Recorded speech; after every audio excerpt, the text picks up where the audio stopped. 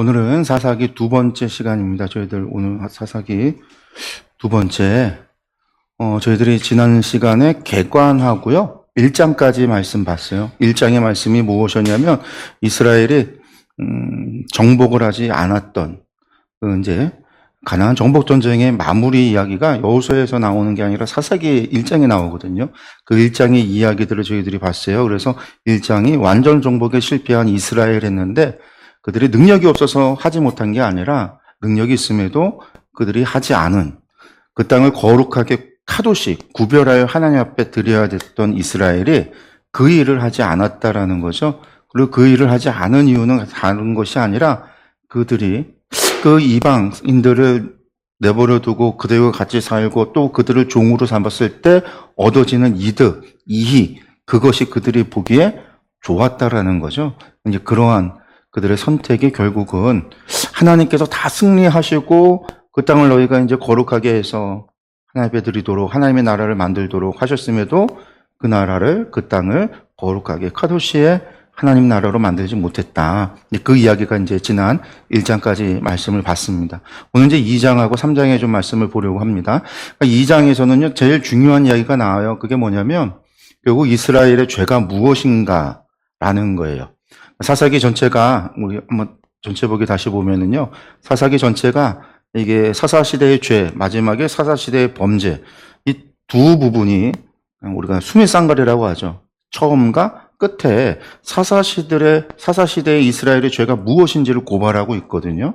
이게 전부 다, 여호수아가 죽고, 사사들이 등장하기 전까지 짧은 시간 가운데 있었던 사건들을 전반과 마지막에다 두고서는 이스라엘이 어떤 죄를 범했는지에 대해서 하나님께서 말씀하고 있어요. 그 죄가 결국은 이 사사시대 때에 사사들이 등장하게 되어지는 이유, 왜 이방 나라들이 이스라엘을 압제하게 되는가, 지배하게 되는가, 그들을 약탈하고 수탈하고 그들을 다스리고 하는 일들이 왜 벌어지고 있는가 라고 하는 그 죄가 무엇인가에 대해서 이야기하는 거거든요.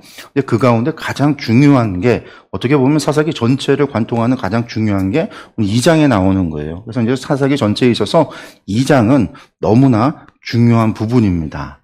이제 그 2장 들어가면 2장과 3장의 말씀을 오늘 보는데 먼저 보면 복임에서 여호와의 사자가 전한 하나님의 사자가 복임에 나타나셔서 이스라엘에게 하신 전한 말씀이 나오고요. 그 다음에 이제 여호수아 죽음과 타락의 원인 부분이 6절에서 10절까지 중요한 부분이 나옵니다. 어쨌든 이제 복임에서 있었던 일부터 좀 보면은요. 여호와의 사자가 길갈에서부터 복임으로 올라와 말하되 내가 너희를 애굽에서 올라오게 하여 내가 너희의 조상들에게 맹세한 땅으로 들어가게 하였으며 또 내가 이르기를 내가 너희와 함께 한 언약을 영원히 어기지 아니하리니 너희는 이 땅의 주민과 언약을 맺지 말며 그들의 제단들을 헐라 하였거늘 너희가 내 목소리를 듣지 아니하였으니 어찌하여 그리하였느냐. 책망하는 거예요. 아까 1장의 내용이 뭐였어요? 실패가 뭐예요? 능력이 없어서 못 쫓아낸 게 아니라 능력이 있음에도 쫓아내지 않았다라고 그랬잖아요. 의도적으로 쫓아내지 않았어요. 그리고 쫓아내지 않은 이유는 그들을 종으로 삼으려고 그들을 남겨두는 게 자신들에게 이익이 된다라고 생각을 한 거죠. 스스로 그들이요. 그러니까 하나님께서 하시는 이야기예요. 천사를 보내서 하시는 얘기가 내가 하나님이 분명히 말하기를 너희와 함께한 언약을 영원히 어기지 않고 지킨다라고 했음에도 불구하고 너희가 왜 내 말을 듣지 않았느냐. 여기 지금 샤마, 듣다라는 게 샤마라고 되어 있어요. 이게 쉐마예요, 쉐마. 그러니까 쉐마 이스라엘 할 때 이스라엘아 들으라. 듣는다라고 하는 이 쉐마가 뭐라고 그랬죠? 순종하다라는 뜻이라고 했죠. 내 목소리를 너희가 왜 듣지 않았느냐? 왜 순종하지 않았느냐? 어찌하여 그리하였느냐라는 거예요. 그러니까 순종하지 않은. 그러므로 내가 또 말하기를 내가 그들을 너희 앞에서 쫓아내지 아니하리니 그들이 너희 옆구리에 가시가 될 것이며 그들의 신들이 너희에게 올무가 되리라 하였노라. 네. 그래서 중요한 거는요. 주어가 누구예요? 주체가 하나님이. 그런데 이스라엘이 능력이 없고 이스라엘의 능력이 있고를 떠나서요. 가나안 정복 전쟁은요. 하나님께서 그 땅을 거룩하게 하시겠다라고 하는 하나님에 속한 거예요. 그래서 하나님께서 내가 그들을 물리치겠다, 그 땅을 내가 너희에게 주겠다, 내가 하겠다고 약속을 했어요. 그러니까 이스라엘이 스스로 우리가 능력이 없어 못해라는 이야기를 생각을 한다라고 하면은요. 그건 무슨 뜻이에요? 하나님이 능력이 없어서 그 땅을 우리에게 주지 못한다. 그런 뜻이에요. 하나님이 하시는 거거든요. 그러니까 하나님이 하시는 거예요. 내가 쫓아내지 않을 거다. 그러니까 이제부터는 너희들이 애쓰고 노력해도 그들을 너희는 쫓아내지 못해. 그것들이 너희의 가시가 될 거예요. 내 말을 듣지 않고 그 우상들을 다 거룩하게 카도시하지 못했지? 그것들이 너희에게 올무가 될 거예요. 올무가 될 거라는 거예요. 그러니까 이 일의 주체가 누구냐는 거예요. 하나님이. 하나님께서 그렇게 하시겠다. 하나님께서 이제 쫓아내지 않겠다. 하나님께서 이제 그것을 내버려 두겠다. 여호와의 사자가 이스라엘 모든 자손에게 이 말씀을 이르매 백성이 소리를 높여 운지라. 그러므로 그것을 이름하여 복임이라 하고 그들이 거기서 여호와께 제사를 드렸더라. 제사를 드렸다고 하는데 아마 그 제사는 번제일 수도 있고 하나님 앞에 드리는 올라, 제사가 올라니까요. 하나님 앞에 드리는 번제일 수도 있고 그 얘기를 듣고 회개하는 회개의 제사, 속죄제를 드렸을 수 있을지 모르지만 이후의 일들은 여전히 그들은 하나님의 말씀에 따르지 않는 거죠. 예, 그게 이제 6절에서 10절에 나오는 거예요. 타락의 원인이 무엇이냐? 여호수아의 죽음과 보면은요. 전에 여호수아가 백성을 보내매 이스라엘 자손이 각기 그들의 기업으로 가서 땅을 차지하였고 여호수아가 이제 기업 분배하고 나서 보냈잖아요. 이제 가서 너희들 기업 받은 땅을 정복하라. 정복하라는 얘기는 그 땅을 카도시하라. 거룩하게 하여 하나님 앞에 올려드려라. 그 얘기잖아요. 그러니까 백성이 여호수아가 사는 날 동안과 여호수아 뒤에 생존했던 장로들, 그 얘기는 뭐냐면 이 광야 세대를 함께 왔었던 사람들, 그 중에 지도자들, 여호수아와 그 생존한 장로들, 곧 여호와께서 이스라엘을 위하여 행하신 모든 큰 일을, 그 큰 일이라는 건 광야에서의 40년의 세월이라든가 아말렉 족속 그 아모리 왕 시온과 바산왕 옥을 물리치고 또 요단강을 건너 강이 갈라져서 요단강을 건너고 여리고가 무너지고 아이성을 정복하고 남부에 있었던 왕들 5왕을 물리치고 31명의 북부 하솔을 중심으로 했던 북부 연합군을 물리치고 했던 그런 전쟁들, 그런 것들을 보았던 경험했던 그 이들이 사는 날 동안에는요 여호와를 섬겼다라는 거예요. 섬겼다. 저기서 섬겼다라는 게 아바드라고 하는 말인데 아바드라는 말은 뭐냐면요 경배하다라는 뜻이에요. 그러니까 섬기다라는 얘기가 뭐예요? 하나님을 예배했다라는 거예요. 하나님을 예배했다. 하나님을 경배했다. 하나님을 경외하고 하나님을 섬겼다. 예배했다. 경배했다. 사는 날 동안에는. 사는 날 동안이란. 그러면 살지 않은 그들이 죽은 뒤에는요. 여호와의 종 눈의 아들 여호수아가 110세의 죽음에 무리가 그의 기업의 경내 에브라임 산지 가하스 산 북쪽 딥낫 헤레스에 장사하고 사는 날 동안에는 섬겼는데 그러면 죽은 뒤에는 이라는 얘기거든요. 여호수아가 110세에 죽었다. 여호수아가 가나안 정복 전쟁이 끝나고 여호수아가 죽고 그 다음에 구산 리사다임이라고 하는 메소포타미아 왕이 이스라엘을 압제하는 이스라엘이 범죄하여 바알을 섬기고 하나님을 버리고 막 바알을 섬기고 아세라를 섬기고 그런 죄를 범해서 메소포타미아에게 압제를 당하게 되어지기까지 몇 년이냐면 한 8년, 한 10년도 채 안 되는 시간이에요. 그 사이에 어떤 일이 벌어졌느냐라는 거예요. 그 세대의 사람도 다 그 조상들에게로 돌아갔고 해서 그 세대의 사람이라는 거는 여호수아와 장로들과 그들과 함께 있었던 세대들도 다 죽고 나면 여호수아 장로들이 하나님을 경배하던 그 세대, 그 경배하던 세대들이 다 조상들에게로 돌아갔다 죽고 나면 어떻게 되냐? 그 후에 일어난 다른 세대는 여호와를 알지 못하며 여호와께서 이스라엘을 위하여 행하신 일도 알지 못하였더라. 이게 중요해요. 사람들 가운데 이 말을 어떻게 이해를 하냐면요. 세대와 세대니까 다른 세대, 그 후의 세대니까 여호수아와 함께 정복 전쟁을 했던 그 세대가 다 죽고 이제 이 땅에서 새로운 세대가 일어났을 때 그 세대들이 태어나고 자라고 그 세대가 일어났을 때 그 세대들 때에 여호와를 알지 못했다. 그 얘기는 그래서 어떻게 되는 거예요? 이들은 다 경험하고 다 봤던 건데 그것을 이 세대들에게 전수해주지 않았다, 가르쳐주지 않았다, 말씀을 가르치지 않았다. 그래서 말씀을 가르치지 않아서 결국 이들이 여호와를 알지 못하고 여호와를 알지 못하니까 하나님께서 이스라엘에게 행하신 일들도 잊어버렸고 그래서 그들이 우상숭배에 빠졌다. 사람들이 이렇게 설교를 하고 이렇게 해석을 하거든요. 근데 그 얘기가 아니에요. 지금 여기에서 그 세대의 사람들이라는 거는 여호수아가 그와 함께 했던 장로들, 여호수아가 110세였잖아요. 여호수아가 110세에 죽었다라는 얘기는요. 그 뒤에 함께 했던 장로들은요. 최소한 여호수아보다 40살이 적은 사람들이에요. 왜 그럴까요? 가데스바냐 사건 때문에 하나님께서 뭐 하신다고 그랬어요? 여호수아와 갈렙을 제외하고 레위 지파는 일단 제외, 레위 지파를 제외한 12지파 가운데 여호수아와 갈렙을 제외하고는 다 죽었어요. 그 죽은 사람들이 전체가 다 죽은 게 아니라 개수했던 사람들이 죽는 거예요. 20세 이상의 싸움에 나갈 만한 사람들로 61만 3,500명인가? 그 인원들 가운데 그 인원들이 죽은 거예요. 그 외적인 사람들은 살아있어요. 성경의 말씀이 누가 죽느냐고 했냐면 모세와 아론이 계수했던 사람들, 곧 군사로 나아갈 수 있는 20세 이상의 전쟁에 나갈 수 있는 남성을 계수했는데 20세 이상의 사람들이 다 죽는다라는 거예요. 그러니까 20세 이하의 사람들은 산다. 그러니까 여호수아의 나이가 40년, 광야 40년이었으니까 40년 플러스 전쟁 15년인가 그랬어요. 여호수아가 죽는 날까지의 기간이 아마 15년, 거의 20년이 채 안 돼요. 그러니까 110세에서 한 가데스바냐에서 우리가 60년이라고 치면 40년 지나고 정복전쟁하고 가나안에서 20년 살았다고 쳐도 60년이라고 치면은 110세였으니까 여호수아 나이가 몇 살이었어요? 50세에 가데스바냐 사건이 있었다라는 얘기거든요. 그러면 여호수아보다 바로 뒤에 있었던 사람들은요, 전부 다 최소한 몇 년 차이라는 거예요. 20세 이하니까 30살 정도 차이가 나는 거예요.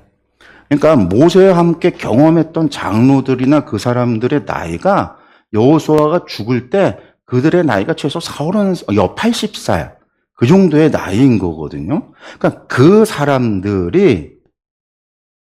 사람들로부터 시작해서 40년 뒤 광야 40년을 사는 동안에 태어났던 사람들은 최소한 40세가 된 거고 여호수아가 죽을 때 광야에서 태어난 사람들은 40세 정도가 된 거예요. 그러니까 이 사람들도 광야에서 마지막 요단강 건널 때 태어난 사람이라도 40세면은 요단강 건넌 뒤에 가나안 전복 전쟁이 있어지는 이야기들을 10세 이상까지 여호수아 주까지 한 20년 정도 다 듣고 보고 이야기 듣고 했던 사람들이에요. 그러니까 이 이야기가 이 세대라고 하는 게 죽고 딱 끝나고 단절되고 뒤에 이렇게 가는 게 아니라 여기서 말하는 그 세대들이라면 여호수아와 그 뒷장로들이라고 하는 사람들이 80세, 여호수아는 최소한 30세 이상 차이가 나는 이 사람들로부터 나왔던 장로들과 그 정복전쟁을 했던 그 어른들, 그 사람들이 전체적으로 죽었을 때 새로 태어난 사람이 아니라 바로 그 뒤에 이어가는 세대들인 거죠. 그러니까 80세 죽었어요. 그럼 뒤에 장로는 누가 되겠어요? 그 뒷세대가 되겠죠. 70대 세대가 되던, 60대 세대가 되던. 그러니까 여기서 말하는 그 후에 일어난 세대라는 거는 그 후에 그들을 이어서 그 후에 지도자가 된 사람들, 그 사람들을 얘기하는 거예요. 그럼 그 사람들은 전혀 모르는가? 아니라는 거예요. 제 얘기가 아니라는 거예요. 광야를 경험했던 사람들도 그 가운데는 있고요. 그 가운데는 가나안 전복 전쟁도 경험했던 사람들도 있을 수 있어요. 그러니까 이 세대라고 하는 게 딱 끊기고 다시 태어나서 전혀 경험해보신 사람이 아니라 이 사람들은 다 알고 있는 세대가 연결되어지는 지도자 그룹이 가고 나면 그 다음 지도자가들이 세워지는 그 세대를 이야기하는 거예요. 그 세대 때에 어떤 일들이 벌어졌는가 여호와를 알지 못했다라는 건데 여호와를 알지 못했다라는 얘기는 무엇을 의미할까요? 도대체 뭘 몰랐다라는 걸까요? 특별히 여호와를 못하고 여호와께서 이스라엘을 위하여 행하신 일도 알지 못했다? 여호와께서 이스라엘을 위해서 행하신 일이 뭐죠? 애굽에서 구원하신 일, 광야에서 그들을 보호하시고 지키시고 먹이시고 입히시고 행했던 일들, 그들의 하나님이 되어주고 그들에게 거룩을 요구해 주시고 그들로 하여금 하나님을 섬기도록 하고 율법을 맺고 언약을 맺어서 그들의 하나님이 되어주신 일들, 그런데 그 일들에 대해서 이들이 알지 못했다. 왜 알지 못할까? 첫째, 알지 못하는 이유는 맞아요. 안 가르쳐서 그럴 수 있어요. 교육이 안 돼서 그럴 수도 있어요. 근데 교육 때문에 그런 것뿐만이 아니라 앞서 사건이 뭐예요? 하나님의 말씀에 순종하는 것보다 저 사람들을 살려두는 게 그들에게 있어서 더 뭐예요? 그게 더 가치 있는 일이잖아요. 그래서 하나님의 말씀에 샤마하지 않았어요. 하나님의 말씀을 듣지 않고 내 생각과 내 의지대로 뭐 한 거예요? 저들을 정복하지 않고 저들을 내버려 두고 저들을 데려다가 노예로 삼고 종으로 삼고 저들과 함께 동행하고 동거하고 하는 삶을 살아가기로 그들이 결정할 때 그들이 왜 그런 결정을 하죠? 그 일이 더 가치 있는 건데 그 가치가 왜 더 있다라고 여겨요? 하나님이 말씀하시는 말씀보다 이것이 더 큰 가치가 있다고 여기는 거예요. 왜 그렇게 생각할까? 하나님이 주시는 거에 대해서 모르는 거예요. 결국 모르는 거예요. 믿지 않는 거예요. 알지 못하는 거예요. 하나님 누구신지 모르는 거예요. 그 일에 대해서 하나님이 어떻게 판단하시고 어떻게 벌하시는가에 대해서도 모르는 거예요. 이게 이해가 가시나요? 그러니까 이스라엘 사람들이 하나님을 알지 못한다라는 게 여호와를 알지 못한다는 게 여호와가 누군지 전혀 몰라. 그런 여호와에 대해서 아무 기억이 리셋이 돼서 여호와에 대해서 하나도 몰라. 그런 게 아니라 알아요. 근데 제대로 아는 게 아니에요. 하나님에 대해서 제대로 모르는 거예요. 하나님이 여호와가 어떤 분이신지를 제대로 몰라요. 그분이 어떤 분이신지를 정확하게 몰라요.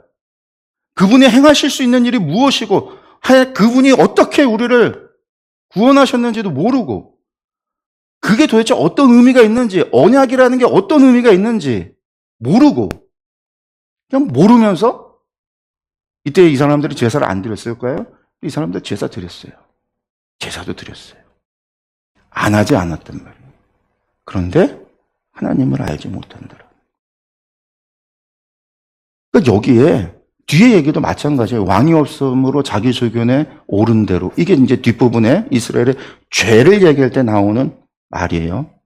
그 사람들이 왕이 없는 게 아니잖아요. 하나님이 왕이신데 신명기에 분명히 여호와 하나님이 왕이라고 그랬어요. 그 하나님이 왕인데 눈에 보이는 왕, 인간 왕이 없으니까 우리는 왕이 없나 봐라고 생각을 하고 자신들 생각에 자신들이 옳다라고 여기는 것들 그 얘기는 뭐냐면 자신들이 중요하게 여기는 가치에 따라서 행동하고 판단하고 그것에 따라서 행동했다라는 거예요. 무엇이 더 중요한지 스스로 판단해서 스스로 중요하고 스스로 가치 있다 여기는 거. 결국 가치관에 따라서 그들의 가치관에 따라서 행동한 거예요. 성경은 그걸 그들이 왕이 없으므로 자기 소견에 옳은 대로 행했다라는 거예요. 여호와 하나님이 있는지 없는지 모르는 게 아니라 하나님이 왕이신데 왕으로 여기지 않고 내가 주체가 돼서 내가 왕이 돼서 내가 결정하는 거죠. 내가 판단하는. 앞에도 마찬가지예요. 하나님 알지 못한다라는 게 여호와 알지 못한다는 게 아예 여호와에 대해서 아예 백지 마치 저기 아프리카 저기 오지에 사는 아이들이 저기 남미 밀림에 사는 원주민이 단 한 번도 복음을 들어본 적이 없고 단 한 번도 복음이 전해지지 않은 그곳에 여호와 하나님이 누군지 모르는 그 사람들 같이 하나님을 모른다라는 게 아니에요. 이 말을 보면서 우리가 나는 하나님 아니까 나하고 상관없는 말이야. 그게 아니에요. 그들도 우리만큼 알아요. 아는데 하나님을 제대로 알지 못하고 그 하나님을 제대로 인정하지 않을 때 어떻게 되냐면 믿지 못하게 되는 거고 그걸 성경은 하나님 알지 못한다라는 거예요. 우리는 스스로 다 자꾸 하나님을 안다라고 얘기했는데 정말 아느냐라는 거예요. 하나님 보실 때는 너희는 나를 모르는구나.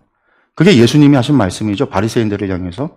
요한복음 5장에 보면 2년차 공생이 2년차 때 예루살렘에 올라셔서 38년 된 병자를 고쳐요. 그 사건 때문에 논쟁이 일어날 때 예수님께서 그 바리새인들을 향해서 그 유대인들을 향해서 뭐라고 했냐면 너희가 모세도 모르고 모세오경 율법도 모르고 하나님도 모른다. 너희가 하나님도 사랑하지 않고 너희가 모세도 모른다. 율법도 모른다. 예수님이 그랬단 말이에요. 그러니까 그 사람들이 그 얘기 듣고 화가 나는 거예요. 열받는 거예요. 막 분노하고. 왜? 자신들은 토라를 다 외워요. 그 말씀대로 살아가려고 3일에 한 번씩 11조를 드리고요. 일주일에 2번씩 금식을 하고요. 말씀대로 매일 하루에 몇 번씩 기도를 하고요. 그 사람들은 율법대로 살아간다고 생각하는 사람들인데 그들을 향해서 너희가 율법도 몰라. 하나님 사랑하지도 않아. 예수님이 그러니까 그 사람들이 그때에 분노해서 예수님을 죽이려고 했단 말이에요. 우리는 자꾸만 스스로 하나님을 안다라고 하는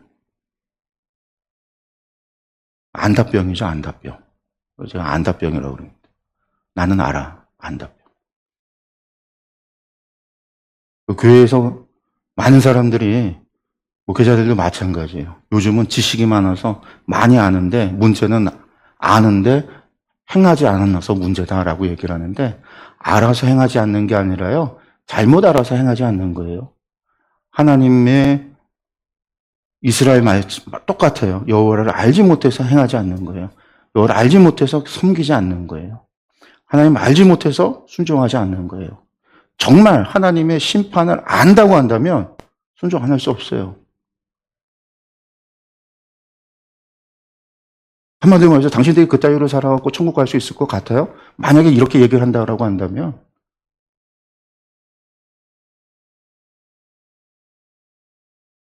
그 말에 나는 충분히 갈 수 있어요 라고 이야기할 사람이 누가 있어요? 근데 아무도 그렇게 안 해요, 목회자들이. 저도 그런 얘기 안 하죠. 지금 비유로 얘기한 거고 안 해요. 그런 얘기 막 하면은요 다 떠나가니까. 근데 그게 맞아요. 안다병에 걸렸다고요. 안다병에. 지금 그 얘기를 하고 있는 거예요. 이 얘기가 여호와를 알지 못했어.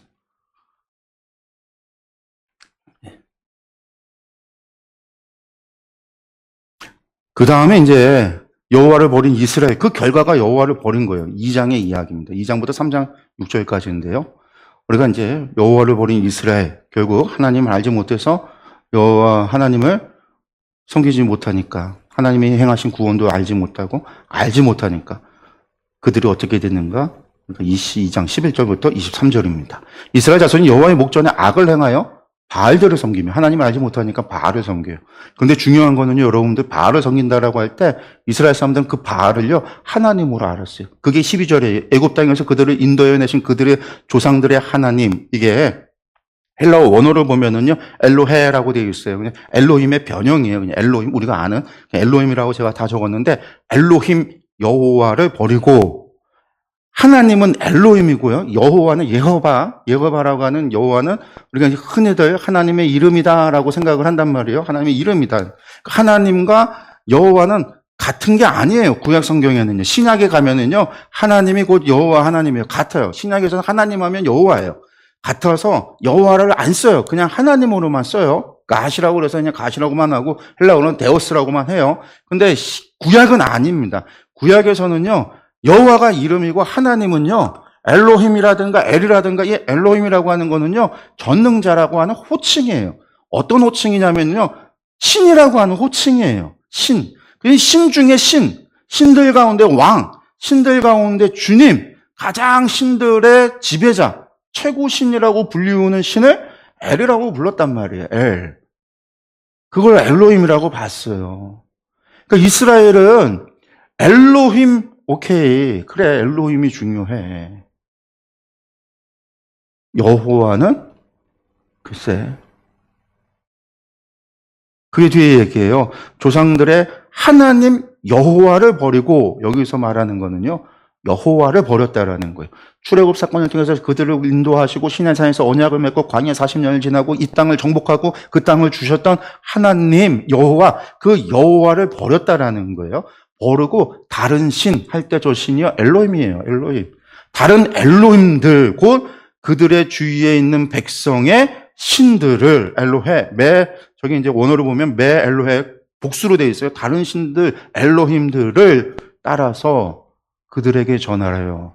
그게 뭐냐면, 우상, 주변 나라 신들이, 그들은 또 자신들이 믿는 신들을 전부 다 엘로힘이라고 부르고 있으니까, 자신들이 믿는 신이 최고의 신이라고 얘기하고 있으니까 그 신들을 절했다라는 거예요. 그러니까 여호와가 진노하신 거예요. 이들은 엘로힘을 믿고 엘로힘에게 절한다고 그러면 된다라고 생각해서 엘로힘에 하는 거예요. 엘로힘에게 했더니 여호와가 진노하셨다라는 거예요. 그 여호와는 누구예요? 출애굽하셨던 여호와, 언약을 맺으셨던 여호와. 또 중요한 거 앞에서 말했던 것 중에 여호와께서 행하신 일들을 잊어버렸다. 이스라엘의 정체성이 어디 있다고 그래서 시내산 공동체, 시내산의 언약을 맺었던 그들이 이스라엘이 된 거는 무엇을 경험해서 같은 출애굽 사건을 경험해서 언약을 맺는 일련의 과정을 통해서 자신들이 하나님과 언약 맺은 공동체, 하나님의 자녀라고 하는 하나님의 신앙 공동체라고 하는 이게 이스라엘이라고 했어요. 혈통이 아니라 같은 출애굽을 경험해서 하나님과 언약을 맺었던 사람들. 그래서 이방인들이 다 포함이 돼서 그들이 12지파 체제로 나뉘어지고 그리고 그들이 하나님 앞에 언약을 맺어서 하나의 나라가 만들어졌단 말이에요. 그래서 그들의 신앙의 정체성이 어디에서 있는 거냐면 바로 이 출애굽 사건, 여호와께서 우리를 구원하시고 언약을 맺으셨다라고 하는 이 모세 오경의 그들의 신앙의 정체성인데 그 정체성을 잃어버린 거예요. 그러니까 우리는 여호와를 섬겨야 되는 백성인데 여호와를 섬기는 백성으로서의 정체성을 잃어버리고 우리는 무엇을 섬겨요? 많은 엘로힘들 가운데 하나를 섬기는 거예요. 엘로힘들. 선지자들은 나와서 그 엘로힘은 여호와만이 엘로힘이다라고 외치는 거고 다른 우상 숭배들 야 아니야. 우리 바알이 엘로힘이야. 야 우리 나무스가 엘로힘이야.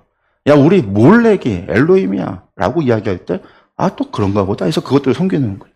그래서 나중에 엘리야 때 갈멜산 사건이 뭐예요? 바알이 하나님인지 바알이 엘로힘인지 여호와가 엘로힘인지 겨루자라는 거였잖아요. 누가 진짜 엘로힘인지 하늘에서 불을 내리는 이가 엘로힘이다. 그래서 하늘에서 불을 내리라고 막 겨룬 거잖아요. 그러니까 여기서 말하는 우리가 이제 한글로 번역이 돼서 하나님 신 구별을 해놨기 때문에 그러는데 똑같은 엘로힘을 쓴 거예요. 그들에게 있어서는 구별이 안 되는 거예요. 하나님. 그래서 우리가 성경을 볼 때도요, 하나님만 돼 있을 때는요, 특히 이 전반부나 그러니까 그 예언서까지 기록되어져 있는 책들에서 하나님이라고 되어져 있을 때는요, 그거는 그냥 신을 얘기하는 거지, 여호와 하나님을 얘기한다라고 말할 수 없을 때도 있다라는 거예요. 지금 마찬가지로.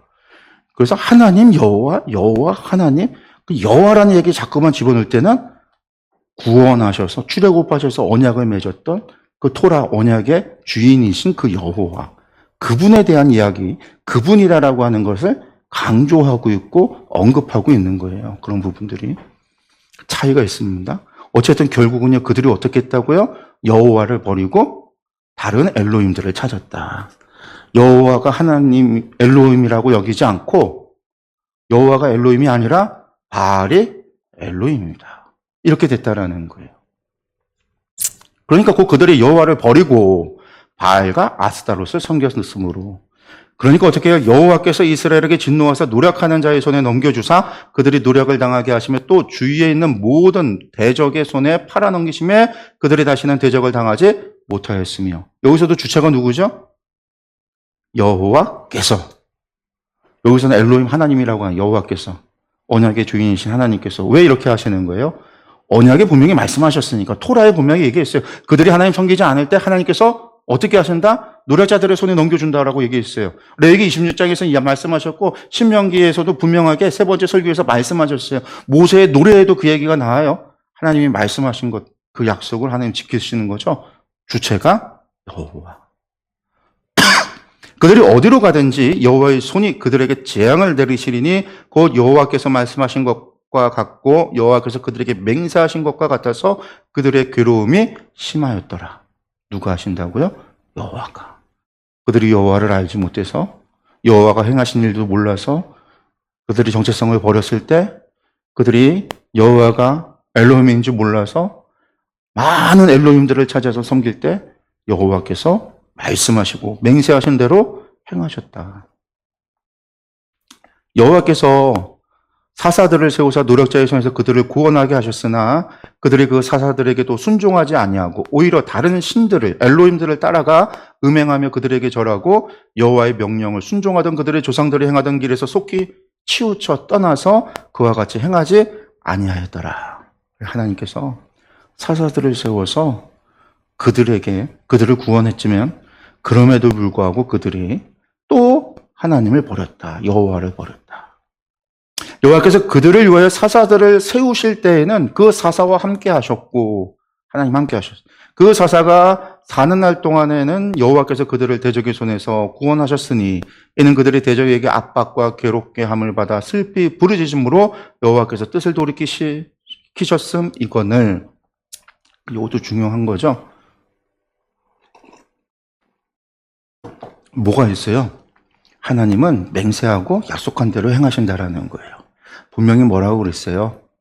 레위기 26장에도 분명히 말씀하셨고 신명기에서는 분명하게 말씀하셨어요. 모세 첫 번째 설교 마지막에 뭐라고 그랬어요? 너희들이 포로가 되어졌어도 하나님을 진심으로 찾으면 하나님이 너희들을 용서할 거다. 여호와가 조상들과 맺었던 그 언약을 기억하시사 여호와가 너희들을 돌아보실 거다. 세 번째 설교 하나님께 찾으면 하나님이 돌아보실 거다. 모세의 마지막 노래 우리가 하나님을 찾으면 하나님이 우리를 돌아보시고 용서하실 거다. 말씀하신 대로 부르짖고 하나님을 찾으면 돌이키시고 구원하셨다라는 거죠. 그 사사가 죽은 후에는 그들이 돌이켜 그들의 조상들보다 더욱 타락하여 다른 신들을 엘로힘들을 따라 섬기며 그들에게 절하고 그들의 행위와 패역한 길을 그치지 아니하였으므로 그때 또 여호와께서 어떻게 해요? 이스라엘에게 진노하여 이르시되 이 백성이 내가 그들의 조상들에게 명령 언약을 어기고 나의 목소리를 순종하지 아니하였은즉 샤마하지 않았은즉 나도 여호수아가 죽을 때에 남겨둔 이방 민족들을 다시는 그들 앞에서 하나도 쫓아내지 아니하리니 누가요? 하나님께서 이는 이스라엘이 그들의 조상들이 지킨 것 같이 나 여호와의 도를 지켜 행하나 아니하나 그들을 시험하려 함이라 하시니라. 쫓아내지 않은 이유가 뭐라고요? 그들을 시험하기 위해서. 하나님 말씀을 지켜 행하는지 하지 않는지. 하나님께서 그러신다라는 거죠. 왜냐하면 그게 내버려둬야 이스라엘 백성들이 하나님의 도를 쫓는다면 어떻게 하겠어요? 카도시하기 위해서 애쓰고 노력하고 할 거 아니에요. 그러기 위해서는요, 이방인들이 있어도요, 그들을 쫓아내는 것이 중요한 게 아니라 카도시한다라는 의미는요, 부정한 그들을 쫓아내는 방법도 있지만 그들을 끌고 와서 그들을 정결하게 해서 하나님의 백성으로 만드는 법도 있어요.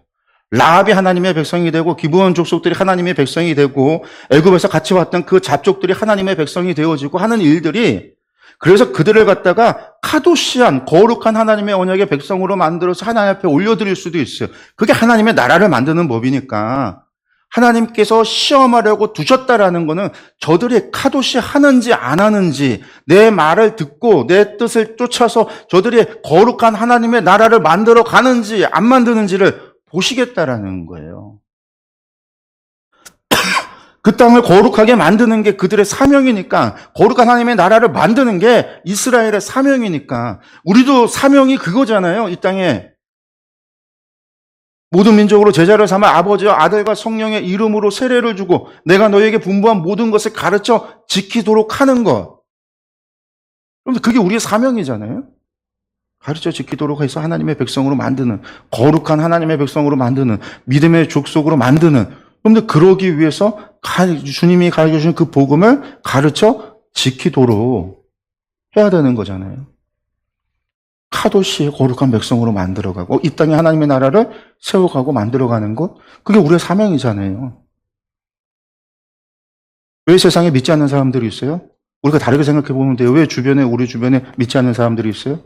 하나님께서 시험하려고 네가 내 말을 따르는지 안 따르는지 가르쳐 지키게 하는지 안 하는지 우리는요 복음 전하는 것을 별로 부담 갖지 않잖아요. 그냥 선택의 문제고 아무 생각 없어요. 내 주변에 믿지 않는 사람들도 내 가족 가운데 믿지 않는 사람들도 내 친척 가운데 믿지 않는 사람들도 별 신경 안 써요. 여러분들 이거 바꿔 생각해야 돼요. 저들이 하나님이 나에게 준 시험이다. 하나님 말씀을 따르는지 안 따르는지 두신 시험이다. 우리가 그렇게 생각한다면 무서운 거예요. 우리가 하나님 말씀대로 살아가지 않는다는 거, 내가 복음 전하지 않는다는 거. 내가 정말 그러고도 하나님 앞에 섰을 때 하나님 저 잘 살았습니다. 제가 말씀대로 믿음대로 잘 살았어요. 저 천국에 갈 수 있죠? 라고 주장할 수 있을까? 다시 생각해 봐야 되는 거예요. 사사기는요, 정말 우리를 되돌아보게 만드는 책이에요. 우리가 이 말씀을 통해서 믿는 사람들, 우리가 믿는다라고 하는 성도들에게 있어서 정말 우리에게 있어서 아주 무거운 짐을 주어지는. 근데 이게 무거운 짐이 아니에요. 이것은 우리를 살리려고 주시는 복음인 것이. 여호와께서 그 이방 민족들을 머물러 두사 그들을 속히 쫓아내지 아니하셨으며 여호수아의 손에 넘겨주지 아니하셨더라. 그 이유가 무엇이었냐? 시험하기 위해서. 그러니까 왜 다 밀고 여호수아 때 다 밀어버리고 하지 않았느냐? 왜 그때 그만큼 남겨줬느냐? 하나님 사명 줬다라는 거예요. 니들이 하나님 나라 파도시 만드는지 안 만드는지 내가 보겠다. 그들이 하나님 믿었으면 어떤 민족이 있든지 하나님께서 그것을 우리에게 주신다고 약속했으니까 믿음으로 갔어야 돼요. 12지파가 똘똘 뭉쳐있든지 아니면 한 지파, 우리 지파 단독 작전이 됐든 상관이 없어요. 하나님이 함께 하시는데 태양을 멈추고 막 여리고성이 무너지게 만들고 하나님이 그런 역사를 이루셨잖아요. 우박을 떨어지게 하고 막 그런 일들을 벌이셨잖아요. 다 모였을 때만 하나? 아니 우리 지파가 함께 하실 때 주신다고 그랬으면 그걸 믿고 가야 되는 건데 이스라엘이 결국 하도시 하나님의 나라를 만들지 못했다라는 거죠. 네. 3장 1절에서 6절에 그 시험의 도구로 남겨진 적들이 누구냐? 이스라엘을 시험하려 하시면서 이 이방 민족을 두셨는데 그들이 누구냐? 블레셋의 5군주들과 모든 가나안 족속과 시돈 족속과 바알 헤르몬산에서부터 하맛 입구까지 레바논 산에 거주하는 히위 족속이라. 그 남겨두신 이방 민족들로 이스라엘을 시험하사 여호와께서 모세를 통하여 그들의 조상들에게 이르신 명령들을 순종하는지 알고자 하셨더라. 그래서 이제 그 족속들이 뭐 이스라엘 족속은 가나안 족속, 헷 족속 쭉 나오는데 보시면 지도를 보면은요. 여기 보시면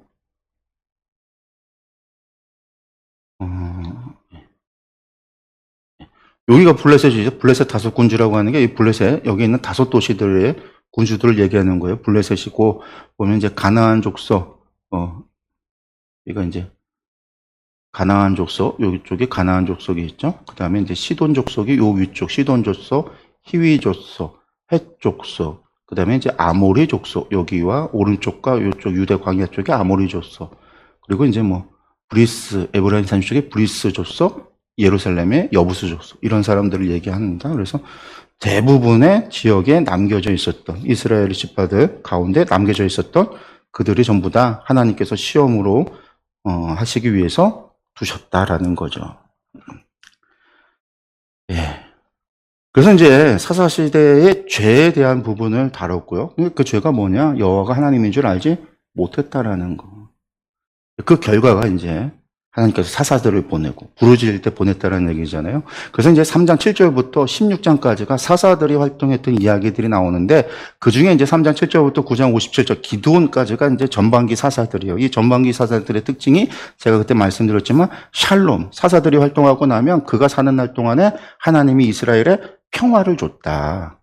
후반부에는 그 평화가 없어요. 이 전반기에만 그런 평화를 하나님이 주셨다라는 거죠. 이 전반기 가운데 이 사사들의 특징, 전체적으로 사사들의 특징을 보면 하나님께서 지명하셨고요. 정치, 종교, 군사적인 권한을 가져요. 원래 사샤, 쇼페팀들은 재판하는 사람들인데 이 사사기에 나오는 이들, 하나님께서 이스라엘을 압제로부터, 이방 나라의 압제로부터 구원하시기 위해서 특별하게 세우는 쇼페팀들은 재판 권한만 있는 게 아니라 정치적이고 종교적이고 군사적인 권한들을 갖는 사람이다라는 거죠. 성별과 신분과 나이에 차별이 없어요. 남녀 차별이 없어요. 당대의 문제를 가장 잘 해결할 수 있는 사람을 세워져요. 하나님께서 특별히 그런 사람들을 세우고요. 세습이 되지 않습니다. 그러니까 정치, 종교, 군사적 권한을 갖지만 그거는 그 문제가 해결이 되고 나면 그 뒤로는요. 끝이에요. 거기서 끝이고 사사로서의 쇼페팀으로서의 재판, 치리하고 하는 일들은 가질 수 있지만 재판하는 시비비를 가리는 일은 하지만 이게 세습이 되지 않는다. 세습이 되는 건 뭐예요? 결국 정치 권한이 세습이 되고 군사적인 권한이 세습된다는 건 왕정이잖아요. 왕이 아니다라는 거예요. 그러니까 지파별, 지역별로도 등장을 합니다. 그 가운데 처음에 3장에는요, 온니엘과 에웃과 삼갈이라고 하는 3명의 사사가 나오는데 제일 첫 번째 등장하는 사사가 온니엘이에요. 온니엘.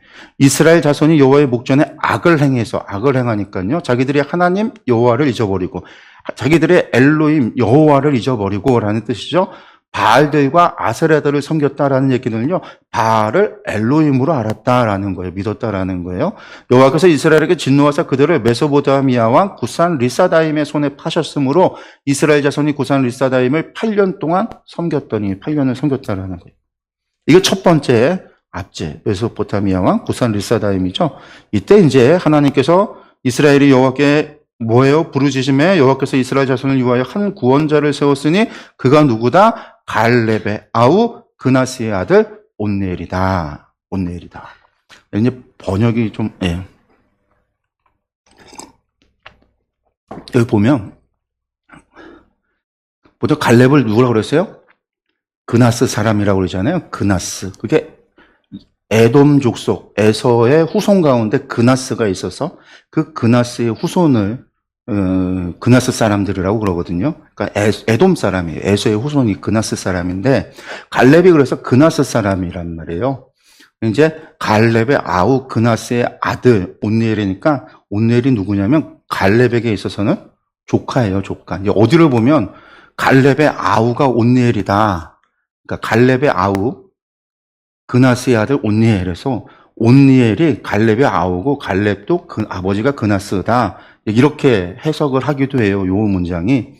근데 우리가 이제 잘 알다시피 온니엘이라고 하는 사람은 여호수아 15장에 보면 갈렙이 뭐라고 얘기했냐면 기럇세벨을 정복하는 사람에게 내 딸을 주겠다 했더니 저 온니엘이 가서 그 땅 정복해 버려서 그 온니엘이 갈렙의 사위가 되거든요. 동생이라고 하면 안 되는 게 갈렙 광야 시대에 있었던 사람들은 갈렙과 여호수아를 제외하면 다 죽었잖아요. 그러니까 갈렙의 아우가 있으면 안 돼요. 왜냐면 갈렙의 나이를 계산하면 갈렙이 그때 21살이었던 게 아니라 아까도 얘기했지만 그 여호수아도 110세였으니까 그 가데스 바냐 사건 때 여호수아의 나이가 한 50세 정도 됐다고 그랬잖아요. 갈렙도 비슷한 나이의 연배였단 말이에요. 그러니까 갈렙의 아우들도 다 죽었어요. 다 죽은 거예요. 갈렙과 여호수아. 그 가족들도 다 죽은 거고 그 밑에 조카들이 있는 거예요. 그래서 조카예요. 조카. 그러니까 이것만 봐도 또 알 수 있는 거죠. 아까 제가 얘기했던 그 후세대라고 하는 게 여호수아 정복 전쟁을 했었던 온니엘이 첫 번째 사사가 됐다라는 얘기는 여호수아와 그 세대들이 다 죽고 났다라는 거, 새로운 세대가 됐다는 게 새로운 지도자가 올라왔을 때, 새로운 장로들이 교체가 됐을 때 그런 얘기인 거지. 그냥 세대가 딱 끝나고 40년 뒤에 태어난 세대 그런 얘기가 아닌 게 온니엘이 증거라요. 또 증거. 이 온니엘, 갈렙의 조카였던 온니엘. 이 사람이 사사가 되는 거죠. 이 사람은 첫 번째 사사인데 당시에도 용맹한 사람으로 그렇게 알려진 사람이에요. 왜? 아까 얘기했던 기럇세벨을 갖다가 드빌을 정복했던 사람이기 때문에. 온니엘은 충분히 누가 봐도 이 사람은 사사로서의 능력과 사사로서의 인정받을 수 있는 그런 용사였다라는 거죠.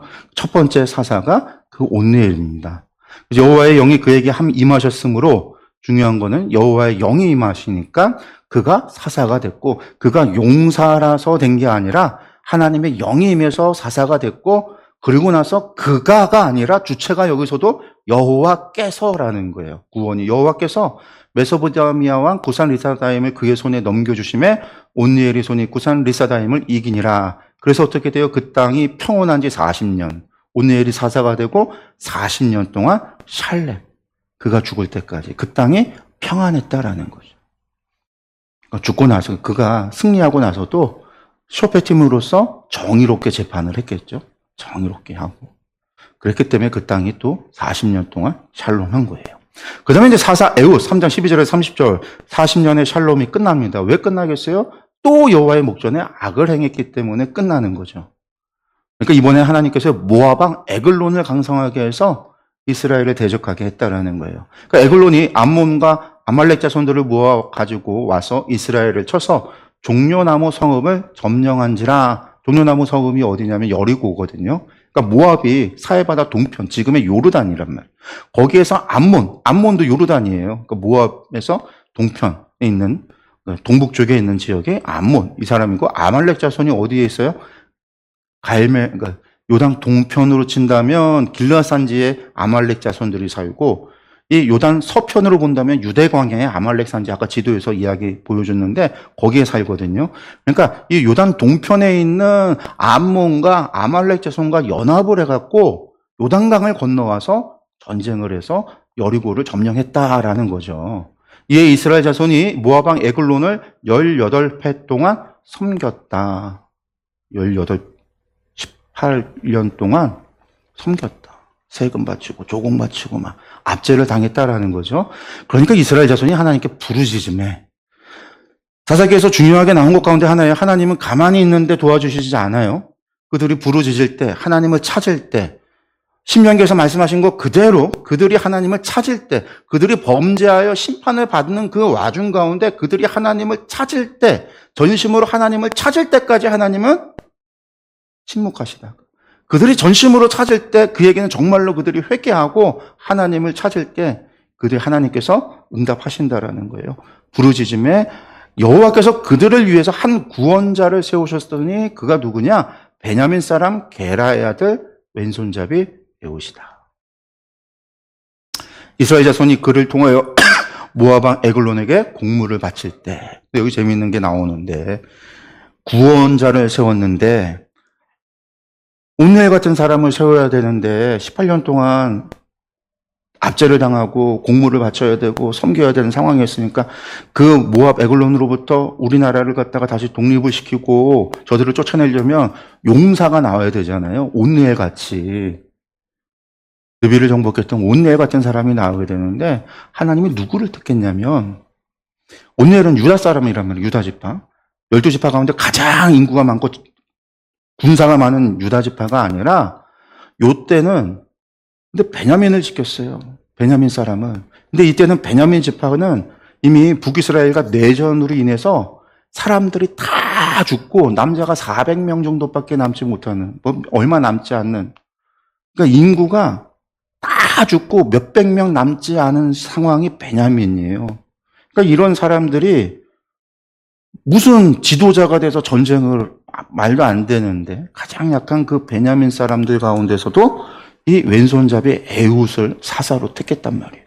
근데 여기 왼손잡이라고 되어져 있는 게 히브리어는 오른쪽에서 왼쪽으로 있거든요. 이시 이테르 야드 예미노라고 하는데, 이시가 남자다, 사람 남자라는 뜻이고, 이테르가 다쳤다, 제한을 받는다, 장애가 있다라는 뜻이에요. 잘 움직이지 못한다라는 거고, 야드가 손이고 예미노가 오른쪽이에요. 그러니까 오른쪽 손이 뭐 했다? 다친 사람, 오른쪽 손이 제한이 된 사람. 사실은 그 얘기는 정확하게 이야기한다면 오른손을 자유롭게 쓸 수 없어서 닫혀있고 제한이 된 사람, 오른손을 마음대로 못 쓰는 사람이라니까 오른손이 장애가 있는 사람이라는 거예요. 왼손잡이가 오른손을 마음대로 쓰면서도 왼손잡이가 아니라 오른손이 장애가 있어서 움직이지 못하는 사람이고, 그러니까 왼손만 있잖아요. 그게 왼손잡이 에웃이라는 의미예요. 우리가 아는 그냥 왼손잡이가 아니라 오른손을 못 쓰는, 오른팔을 못 쓰고 왼팔만 있는 그런 의미가 에웃이에요. 그러니까 지도자, 사사, 구원자를 세우는데 하나님께서 구원자하고 아무 상관없는 사람을 세우는 거예요. 첫 번째 사람은 온누엘, 그냥 용사, 그런 사람을 세웠는데, 두 번째는요, 18년 동안 압제를 당하는데 구원자를 세운 사람이 누구냐? 베냐민 제일 약한 몇백 년 남지도 않은 그 무리들 가운데에서 거기서도 누구? 장애가 있어서 이 사람은 누구예요? 군사의 개수도 되지 않는 사람이에요. 20세 이상의 전쟁에 나갈 만한 사람을 개수한다라고 한다면 이 사람은 개수에서 빠져야 되는 사람이에요. 전쟁 나갈 수 없는 사람이에요. 이런 사람을 하나님께서 사사로 세웠다라는 거예요. 왜 그랬을까요? 두 번째는 전쟁이 여호와께 속했다라는 걸 분명하게 보여주시기 위한 거예요. 그 공물을 바칠 때 에웃이 가요. 에웃이 길이가 한 규빗, 요만큼 된, 한 규빗이 팔꿈치에서 손끝까지 45cm 정도 되는 나우의 날성칼을 만들어서 오른쪽 허벅지 옷 속에 차고 공물을 모압 왕 에글론에게 바쳤는데, 에글론은 매우 비둔한 자라요. 뚱뚱한 사람이라는 겁니다. 근데 어떻게 했어요? 곡물 바치기를 마친 후에 곡물을 메고 온 자들을 보내고 자기는 길가 근처 돌 뜨는 곳에서부터 돌아와서 이르되 왕이여 내가 은밀한 일을 왕에게 아뢰려 하나이다 하니 왕이 명령하여 조용히 하라 하며 모선 자들이 다 물러간지라. 그러니까 경비병들이 다 물러간 거예요. 왜 그랬을까요? 오른손이 빙신이니까 한 팔밖에 못 쓰니까 얼마든지 내가 충분하다라고 경계를 하지 않은 거죠. 다 나가라. 그리고 한번 얘기해봐라 그런 거예요. 그러니까 에훗이 그에게 들어가서 왕은 서늘한 다락방에 홀로 앉아 있는 중이라 에훗이 이르되 내가 하나님의 명령을 받들어 왕에게 아랠 일이 있나이다 하매 왕이 그의 좌석에서 일어나니 에훗이 왼손을 뻗쳐서 오른쪽 허벅지에서 칼을 빼서 그대로 왕을 찔렀다. 칼자루도 나를 따라 들어가서 그 끝이 등 뒤에까지 나갔고 그가 칼을 그의 몸에서 빼내지 아니하였으며 기름이 칼날에 엉겼더라. 찔러서 넘어. 에훗이 현관에 나와서 다락문들을 뒤에서 닫아 잠그고서는요 가면서 얘기하죠.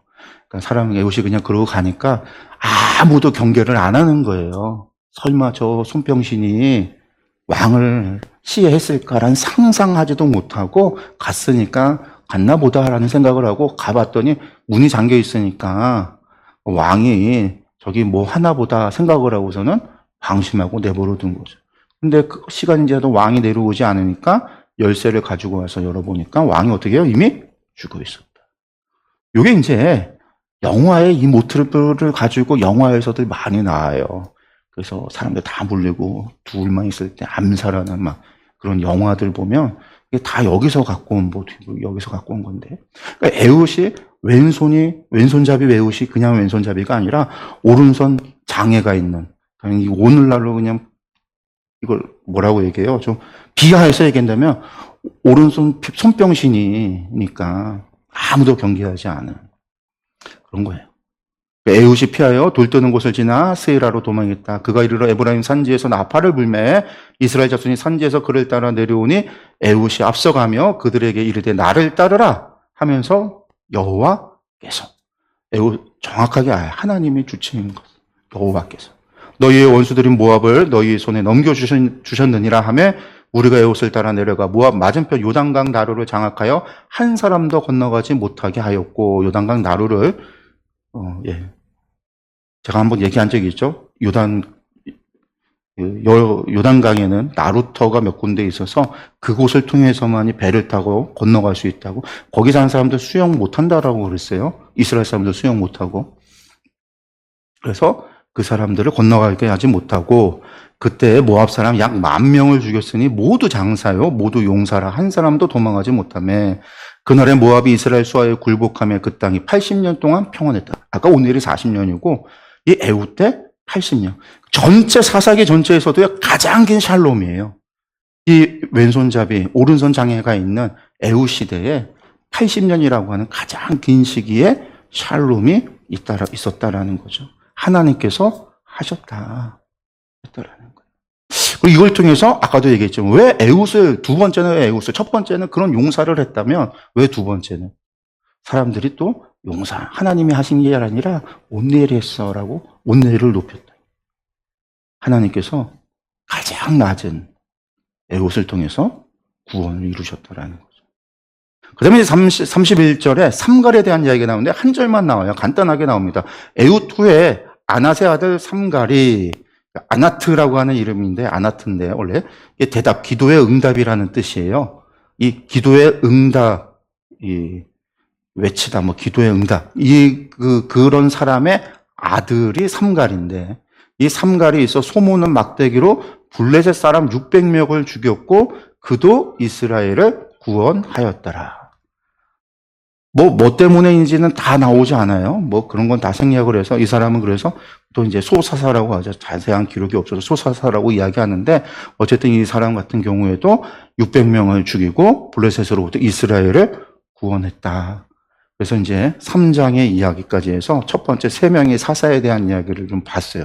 그러니까 온니엘과 에훗으로 시작됐던 이야기가 뭐냐? 하나님을 버리고 그들이 결국은 바알을 섬기고, 여호와가 엘로힘인 줄 몰랐을 때 바알이 엘로힘인 줄 알고 여호와가 누구신지를 몰랐을 때 결국 하나님께서는요, 사사들을 통해서 그들을 이방 나라를 통해서 그들을 압제하고 벌하셨고, 그들이 정말로 하나님께 부르짖었을 때 하나님은 약속대로, 언약대로 그 언약에 부르짖음에 응답하여서 구원자를 보내주셔서 이스라엘을 구원하셨다라는 거죠. 그 사사들의 고백이 뭐예요? 여호와께서 우리를 구원하셨다. 여호와께서 이스라엘에게 행한 일을 잊어버렸다라고 그랬잖아요. 2장에서. 출애굽의 일들을 잊어버렸고, 광야의 일을 잊어버렸고, 정복의 일을 잊어버렸어요. 하나님이 우리를 구원하심을 잊어버렸던 그들에게 하나님께서 사사들을 통해서 그들을 구원하심을 알려주셨더라. 여호와가 누구인지를 알게 하셨더라. 이걸 통해서 40년의 샬롬이 또 80년의 샬롬이 그들에게 임했더라. 근데 그것이 또 계속해서 영원하지 않죠. 그들이 죽은 뒤에는 또 같이 또 범죄하고 하나님을 알지 못했어요. 여호와를 알지 못했어요. 일들이 계속해서 반복이 된다라는 거예요. 우리도 마찬가지예요. 우리가 어떤 하나님의 은혜를 경험하고요, 하나님의 응답을 경험하고요, 하나님의 놀라운 어떤 이적이나 기사나 우리가 간절했던 문제들을 하나님께 해결해 주셨을 때 그런 걸 경험하고 나면은요, 우리 신앙이 되게 좋아지고 은혜가 받고 하나님께 감사가 나오고 절로 감사가 찬양이 나오고 막 그래요. 근데 그게 여러분들 영원하지, 우리 죽을 때까지 가지 않는다라는 거예요. 시간이 지나고 나서 잊어버려요. 그럼 우리는 또 잘못된 게, 또 실수를. 이스라엘의 이 반복된 것이 우리 인생에서 계속해서 반복된다라는 거예요. 우리는 그때마다 하나님을 찾고 부르짖고, 최대한 그러지 않기 위해서는요, 하나님이 우리에게 베푸신 은혜를요, 되새김질하고 감사하고 그것을 기억하여 찬양하고 예배하고 하는 일들을 우리가 최선을 다하여 신앙을 열심히 행할 때 여러분들 그 은혜를 안 잊어버리는 거예요. 거기에 또 새로운 은혜가 계속해서 부어질 때 우리가 계속해서 하나님과 동행하는 삶을 살아갈 수 있음을 기억했으면 좋겠습니다. 예, 오늘 저희들이 사사기 오늘 2장과 3장의 말씀을 드렸고요. 이제 4장에서 5장이 드보라와 바락에 관한 이야기예요. 여사사죠, 드보라. 그리고 이제 드보라, 바락과 기드온까지 또 다음 주에 이어서 보도록 하겠습니다. 오늘 여기서 마치겠습니다. 기도하겠습니다.